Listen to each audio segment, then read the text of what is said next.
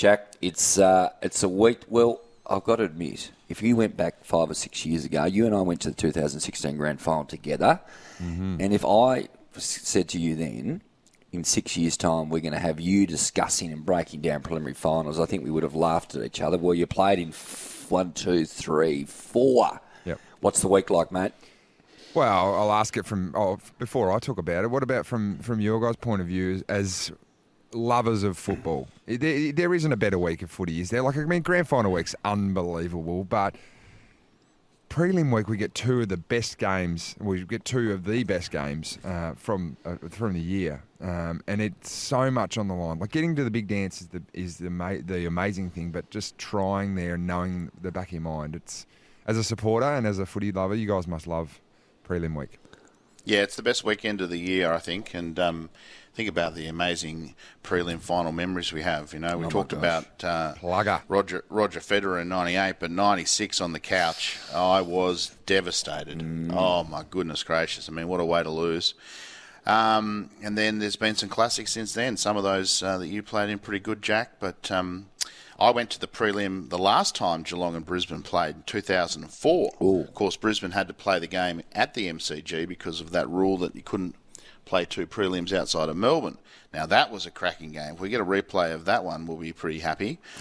There's everything to play for because you want to give your team that amazing experience of a grand final week. It is, and from that player's point of view, AJ, and that's the thing is you get caught up like a fan and you're speaking from just a football lover there. It's not really much different as a player. You're so close to that opportunity to play in playing. I mean, the holy grail of football and sport in Australia here is that Premiership Cup, and you get a chance to play in it, but you have to get through it, and you've got to be careful because you can fall into the trap of playing the mind games before the first game. I mean, there's a lot spoken about the fact that Geelong have gone through and haven't played a game, and Sydney as well haven't played. I've only played one game in 20-something days, so there's that layoff.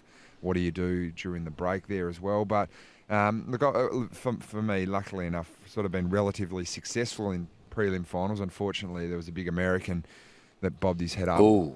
Didn't he? 2018, which was a bit disappointing. But you've got to be really careful. You can't build it up too much because and look forward to grand final week, because when you've been to grand final week, you know what's to come. You know there's the parade, and this year they're going to be doing the boats on the Yarra and all the Brownlow and everything that comes with fans coming to the week and whatnot. But you can start to play that fantasy in your head, but you've still just got to get through this game. You've got to focus fundamentally on what gets you there.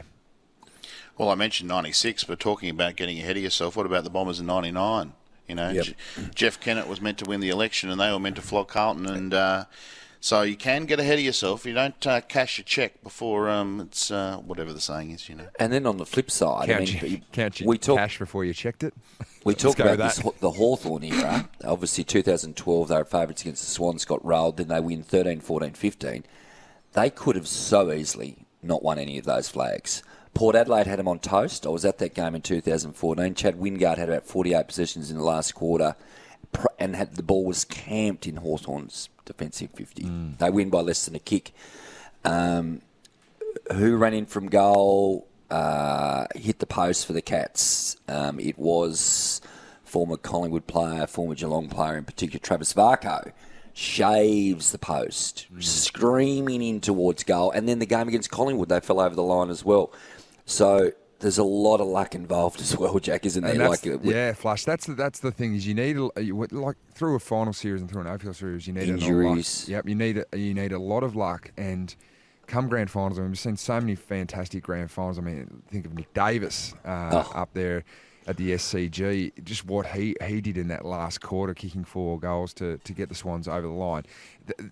It really is the difference between having the shot at glory and not having the shot at glory. And it can be the most minuscule of margins, and you've only got to look to recent history to know that sides can win that are probably not favoured. So it's going to be, I hope it's an excellent weekend of footy, and I hope we've got 2 cracking games. How do the games themselves compare to grand finals when you're out there? Is it similar sort of thing, is it? Is that the...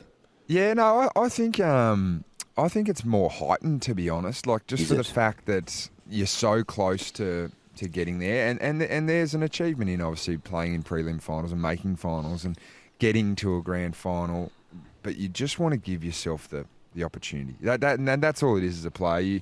You dream of that last Saturday in September, and you've got to be so careful that you don't trip before you actually get there. Yes.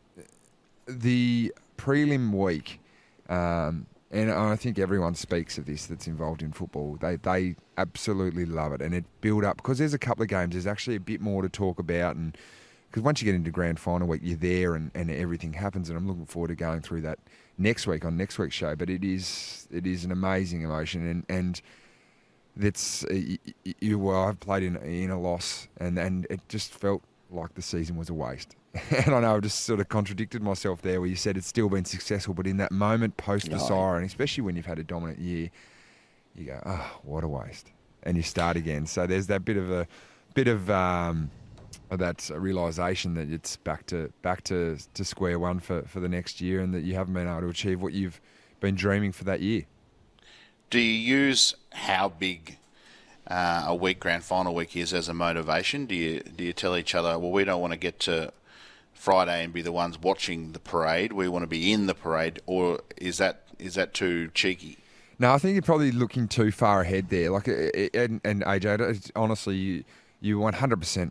There is in the back of your mind, even in the front of your mind, there's that thought process, but you want to steer away from that. But fundamentally, it's about, for what we did, we spoke about enjoying the game. So obviously, 95,000 in 2017, first time you've ever been to a prelim, and we broke a few hoodoos sort of through that final series. We actually won our first final for a long time in the qualifying final against the Cats, and then played pretty well against the Giants as well.